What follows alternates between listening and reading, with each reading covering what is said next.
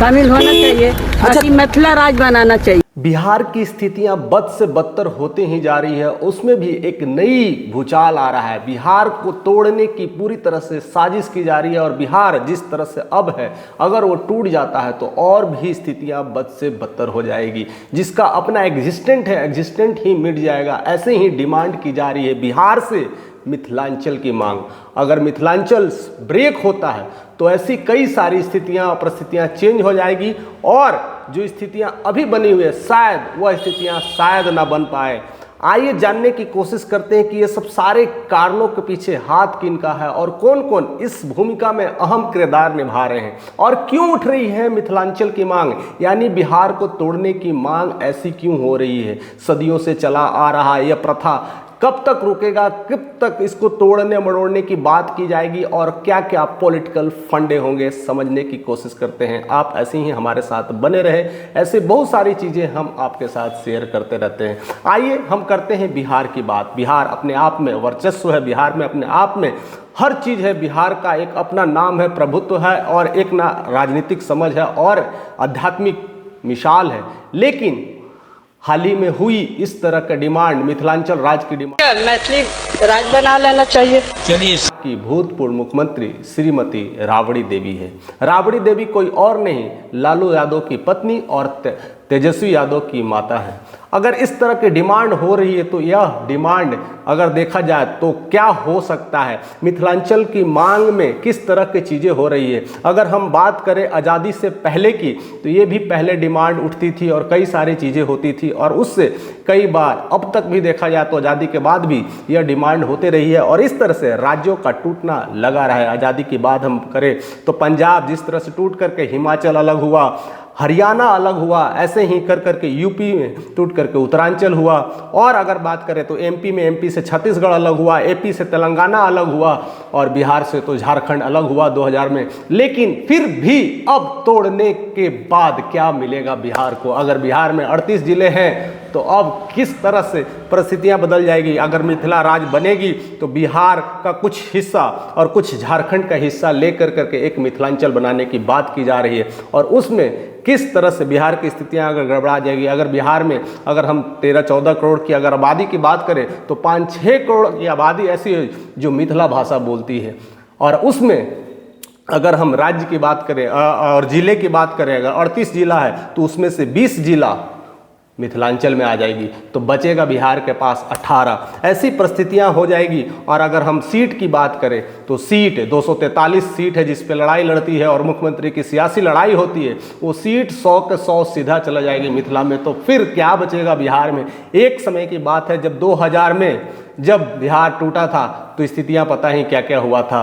लेकिन इसकी शुरुआत अगर देखा जाए तो शुरू से ही चल रही थी। जब बंगाल से बिहार अलग हुआ था 1905 ईस्वी में, तब एक बंगाल की जो अपनी स्थितियां परिस्थितियां चेंज हुई थी वो सब जानते हैं। लेकिन उस समय की बात कुछ और थी, उस समय देश आज़ाद नहीं हुआ था और वहाँ पर बिहार की डिमांड हुई थी और बिहार एक अलग राज्य बना था, सब ठीक चल रहा था। लेकिन जैसे ही अलग राज्य की मांग हुई थी उसी समय ये सारे डिमांडेड होने लगे कि हमें मिथिलांचल भी चाहिए, मिथिलांचल एक अलग राज्य बनाया जाए। लेकिन उस समय अंग्रेजों का बोलबाला था, आप उंगली उठाते रहे कुछ होने वाला नहीं है। ये डिपेंड करता था जब तक अंग्रेज का वर्चस्व वहाँ पर काम करता है कि नहीं, वहाँ पर उनकी मानसिकता क्लियर होगी तो होगा, नहीं तो नहीं होगा।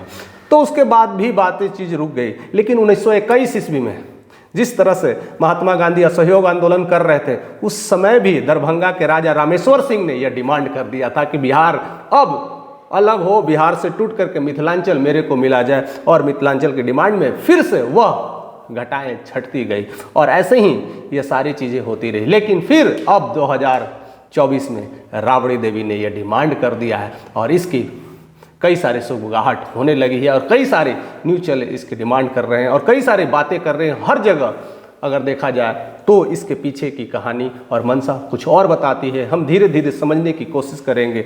अगर हम बात करें तो बिहार से जो मिथिलांचल की बात करें तो मिथिलांचल में एक अलग मैथिली लैंग्वेज की शुरुआत हुई है। उसकी शुरुआत का देन है अटल बिहारी वाजपेयी ने, वो कॉन्स्टिट्यूशन में ऐड किया था और हाल ही में 2024 में नरेंद्र मोदी ने कॉन्स्टिट्यूशन जो संविधान जो बाकी लैंग्वेज में पढ़ी जाती है उसमें मिथिला का भी एक योगदान दिया गया और उसी के लिए हरी झंडी दी गई थी और इसके लिए भी बड़ी बड़ी बातें हुई थी। अगर हम लैंग्वेज की बात करें तो बोडो, डोंगरी, मैथिली, संथाली हुआ था, 4 भाषा ऐड हुआ था, उसमें ही मैथिली एक भाषा हुई थी। लेकिन ये सब सारी चीज़ें ऐड होती रही, ये सब सारी चीज़ें बढ़ती रही, मिथिलांचल का एक रूप बढ़ता है, मिथिलांचल का एक नाम होता है। लेकिन उसमें अगर हम संजय झा की बात करें तो वो कहते हैं कि जिस तरह से यह लैंग्वेज की डिमांड जो मिली है, लैंग्वेज का जो भाषा मिला है वो क्लासिकल मिलना चाहिए, ऐसी डिमांडें हो ही रही है और मिथिलांचल अलग होने की बात चल ही रही है।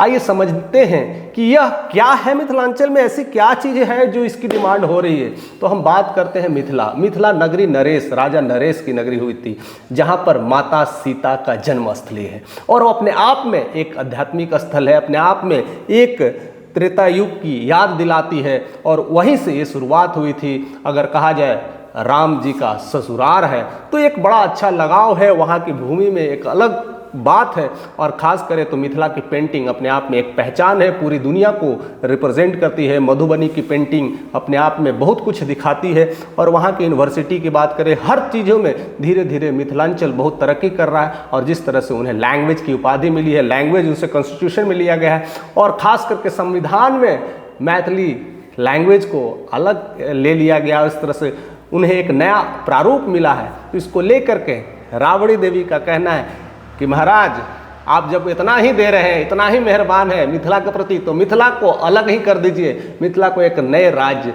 मांग कर दी है और कहती है कि अब मिथिला राज्य हमारा राज्य होगा।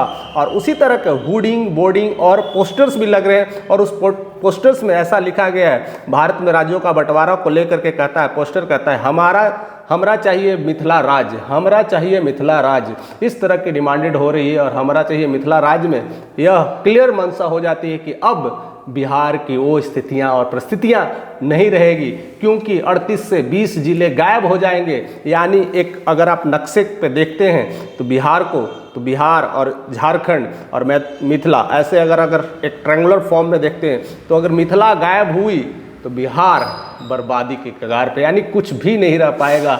मिथिला तो फिर भी अपडेट कर सकता है, मिथिला में कुछ एरिया झारखंड का मिल जाएगा और बिहार का मिल करके एक कुछ नया अपग्रेड मिल सकता है। अगर हम बात करें तो वहाँ अगर जिलों की बात करें तो असली ज़िले का खजाना भी वहीं है, वहीं से सारे बहुत कुछ निकल के आते हैं। अगर मधुबनी की बात करें, अररिया की बात करें, दरभंगा की बात करें, बेगूसराय की बात करें, मधुबुरा की बात करें, समस्तीपुर, मुजफ्फरपुर, पूर्णिया, सुपौल अपने आप में बिहार में एक बहुत बड़ा कंट्रीब्यूशन रखता है। ये सब सारी चीज़ें चली जाएगी तो फिर करोगे क्या आप? तो कौन ऐसी साजिश कर रही है? क्या इसके पीछे का पॉलिटिकल फंडा हो सकता है? अब हो सकता है क्योंकि हर पॉलिटिकल पार्टी अपनी अपनी रोटियां सेकने के लिए, अपनी एक नई मंत्री के लिए ये सब सारे डिमांड करते हैं। वहाँ पर मेरा भी मुख्यमंत्री का एक दबदबा हो, वहाँ पर अपने विधायक हो, अपना एक वर्चस्व हो, इसलिए यह डिमांडेड की जा रही है और वो भी राबड़ी देवी के द्वारा। इस तरह से तोड़ने का जो कला अगर कर रही है, अगर क्यों कर रही है, इसके मंशा और भी हो सकते हैं। और बाकी तो वहाँ की अगर हम जनता की बात करें तो जनता हमेशा चाहती है कि हमारा ज़िले का भला हो, हमारा एरिया का भला हो, तो जनता हमेशा सपोर्ट करती है। अगर मैं जिस स्टेट का हूँ, अगर स्टेट के डेवलपमेंट की बात हो तो सबसे पहले हम उसी स्टेट के डेवलपमेंट में बटन दबाएंगे। तो उसी तरह से जब आप घर की बात होती है तो घर की तरक्की में ही आदमी बटन दबाता है। तो हर ऐसी ही चीज़ें, हर कोई अपने एरिया को सपोर्ट करता है, लेकिन हम ओवरऑल ज्योग्राफी देखते हैं तो हम बात बिहार की कर रहे हैं। बिहार में अगर इस तरह से बिहार की डेवलपमेंट करें तो उसमें बिहार टूटता हुआ दिखाई दे रहा है, बिहार घटता हुआ दिखाई दे रहा है, बिहार की अपनी स्थिति चरमरा जाएगी। जिस तरह से बिहार नाम था, बौद्धों की जगह थी, अशोक का जगह था, मौर्य साम्राज्य का जगह था, वो साम्राज्य कहीं ना कहीं अछूता दिखाई देगा। वो राम नगरी अछूता दिखाई देगा। वो राम का जिस तरह से आना जाना यहाँ था और मिथिला नरेश का जो अपना बिहार में प्रकट था, वो कहीं ना कहीं खजाना उठता हुआ दिखाई देगा। अपनी जो वर्चस्व, अपनी जो जिस तरह से हम लोग कहते थे हम बिहारी हैं, बिहारी होने का गर्व करते थे कि हम मैथिली हैं, हम मधुबनी वाले हैं, समस्तीपुर वाले हैं, हमारा एक वर्चस्व रहा है, वो कहीं ना कहीं छीन जाएगा। 2000 में जिस तरह से बिहार विभाजन हुआ था, उस समय भी अगर हम बात करें तो कहीं ना कहीं लालू प्रसाद यादव का ही कंट्रीब्यूशन था और वही तोड़ने की स्थितियां में प्रकट हुई थी और डिमांड हुआ था। और तब से 2000 में बिहार अलग हुआ था, बिहार से झारखंड अलग हुआ, तो बिहार की मनोदशा पूरी तरह से मटिया पलीत हो गई थी। अगर कहा जाए तो सारा खजाना चला गया था झारखंड में और बिहार में रह गई थी बस खेती बाड़ी, और इसीलिए स्थितियां और भी बद से बदतर होती गई। झारखंड की बात कुछ और करते हैं, झारखंड की बात अगर हम करें तो किसी और दिन करेंगे, इस मुद्दे को उठाएंगे। और मैंने पुराने वीडियोज़ में भी ये चीज़ें डाल करके रखा है कि झारखंड की कैसे अपलिफ्टिंग हुई है, आप वहाँ से देख सकते हैं। मैं नोटिफिकेशंस वैसे आएंगे भी, अगर इस चैनल पे आप बने हैं तो ऐसे से नोटिफिकेशन भी मिलते रहेंगे। फिलहाल हम बिहार की बात करते हैं। बिहार टूट रहा है तो फिर बिहार कैसे आगे बढ़ेगा? बिहार की परिस्थितियां दिन पे दिन जिस तरह से बदतर हो जा रही है, जिस तरह से शिक्षा की बात करें तो वो धीरे धीरे गिरते जा रही है, डेवलपमेंट की बात करें तो वो गिरते जा रही है, तो फिर कहाँ कहाँ करोगे, किस तरह की बातें करोगे? ऐसी अगर तोड़ने की पॉलिटिक्स होगी तो यहाँ पर बचना चाहिए, इस तरह की मानसिकता से निकलना चाहिए। हम फिर ऐसा ना हो कि फिर से बिहार टूट करके फिर पूरी तरह से अलग हो जाए। बाकी आपकी नज़रिया में कैसा है बिहार? आप अपने बिहार को किस तरह से देख पाते हैं? जिस तरह से 38 जिलों वाला एक प्रभुता बनाए हुए है, जिस तरह से 38 जिलों का एक अपना बिहार का वर्चस्व रहा है, और वही बिहार 38 जिलों के दम से संसद तक हुंकार मनाता है और वहाँ की पॉलिटिक्स को हिला के रख देता है। अगर कहे तो पीएम की कुर्सी का एक पाया भी अगर है तो टिका बिहार से है। अगर यही पाया टूट जाए,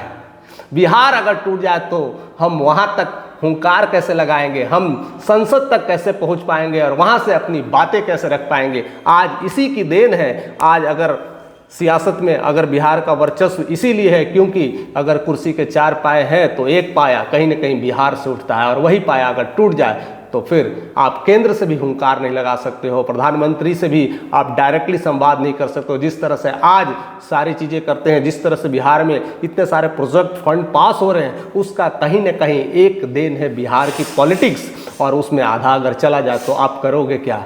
आप लड़ोगे क्या? आपके लड़ने के लिए तो आपका वजूद ही छिन जाएगा, तो किस बात का रहेगा बिहार? फिलहाल आप क्या क्या सोचते हैं इसके बारे में? कैसे कैसे नज़रिया है? क्या बिहार को सही में अलग होना चाहिए? क्या जिस तरह से ये डिसीजन लिया गया है राबड़ी देवी के द्वारा कितना सही है? या लालू यादव जिस तरह से बिहार झारखंड को अलग किए थे, अब झारखंड के बाद अब बिहार के बाद जो आ रही है मैथिली की बात आ रही है, यानी बिहार से मिथिलांचल अलग हो जाएगा, तो क्या बच के रह जाएगा? आप जरूर कमेंट करिएगा, ज़्यादा से ज़्यादा लोगों तक शेयर करिएगा कि ऐसे ऐसे मुद्दे अगर उठते रहेंगे तो एक अलग ही पॉलिटिकल फंडा होने लगेगा, एक बिहार की अलग ही राजनीतिक माहौल बनने लगेगी।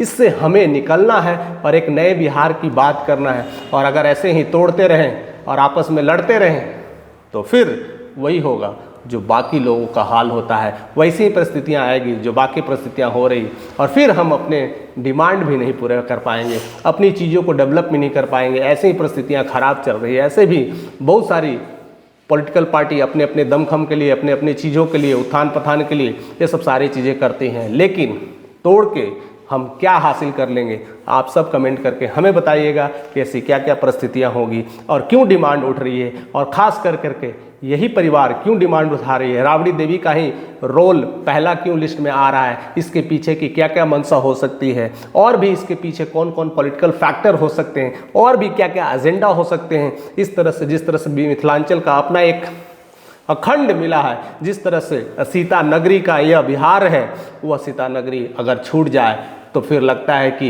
अयोध्या भी छूट ही जाएगा। ऐसे बहुत सारी जो चीज़ें हैं, जो हमारा जुड़ाव है, यूपी बिहार का एक सम्मेलन होता है, जिस तरह से राम सीता का हुआ था, इसी तरह से यूपी बिहार जुड़ा हुआ और मिथिला चल जाए तो फिर हम कब बात करेंगे अयोध्या की, हम कब बात करेंगे? ये सब सारे फंडे सब कुछ आते रहेंगे। फिलहाल आप अपने कमेंट जारी रखिएगा, हमारे तक शेयर करिएगा, अगर चैनल पर नए हैं तो ज़रूर से ज़रूर सब्सक्राइब करिएगा।